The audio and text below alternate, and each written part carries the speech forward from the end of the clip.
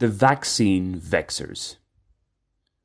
He dreamt that the whole world was condemned to a terrible new strange plague that had come to Europe from the depths of Asia. Some new sorts of microbes were attacking the bodies of men, but these microbes were endowed with intelligence and will. Men attacked by them became at once mad and furious. But never had men considered themselves so intellectual and so completely in possession of the truth as these sufferers. Never had they considered their decisions, their scientific conclusions, their moral convictions so infallible. Whole villages, whole towns and peoples went mad from the infection. Each thought that he alone had the truth and was wretched looking at the others, beat himself on the breast, wept, and wrung his hands. They did not know how to judge and could not agree what to consider evil and what good. They did not know whom to blame, whom to justify. Thus dreamt Raskolnikov in Fyodor Dostoevsky's classic novel Crime and Punishment.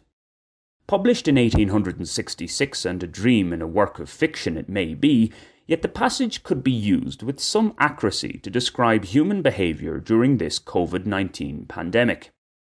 Since the novel coronavirus arrived on the world stage, I've touched on pretty much all of the contentious issues.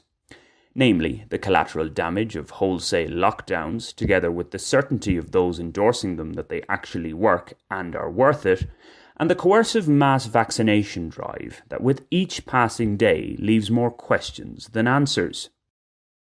As the pandemic becomes endemic, it's that vaccine question that vexes the most. When I wrote the case against vaccine passports, it was thought likely that getting a jab would mean one would carry less of a viral load if infected, thus helping to reduce contagion while also becoming less ill. The latter appears to hold true for the elderly and vulnerable, yet data are emerging showing that the former is not the case. So the vaccine pushers' argument that young, healthy individuals would be doing their bit for society by being jabbed loses its weight. Basically, the vaccine may help to provide protection against severe COVID-19 infection, particularly in the elderly, yet one is not protecting others by getting it.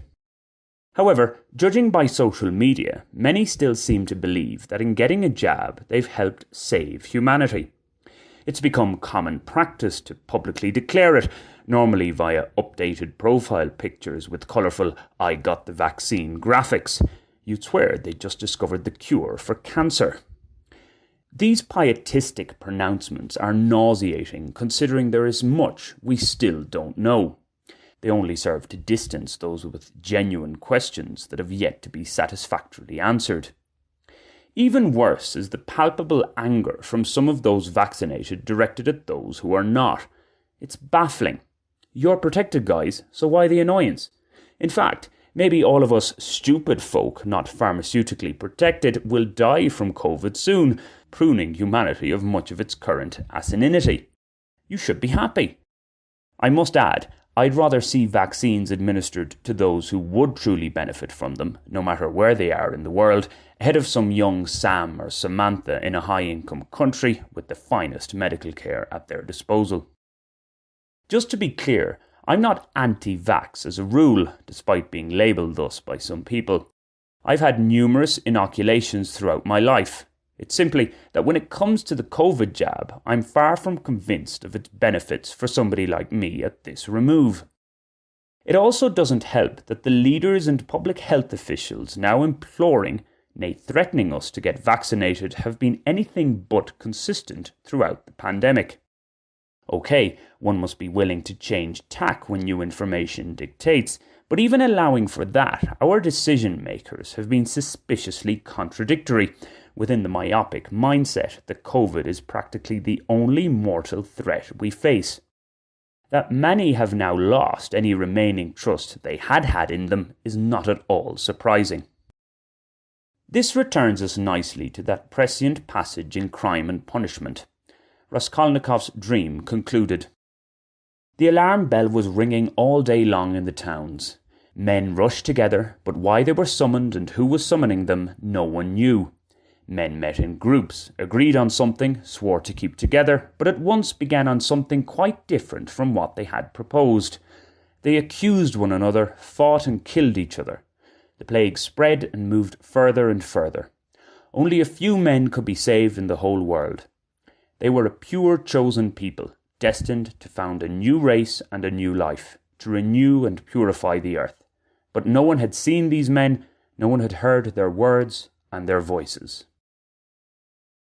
For our 21st century real-life pandemic, there were early hopes that we would come out of it cleaner and greener, renewed and purified, with more shared responsibility. Alas, it looks like we'll only become more centrally controlled, less independent, and with greater inequality. In the same way that people both believed and feared a God that we cannot see, big tech and its affiliates are now filling this godless void.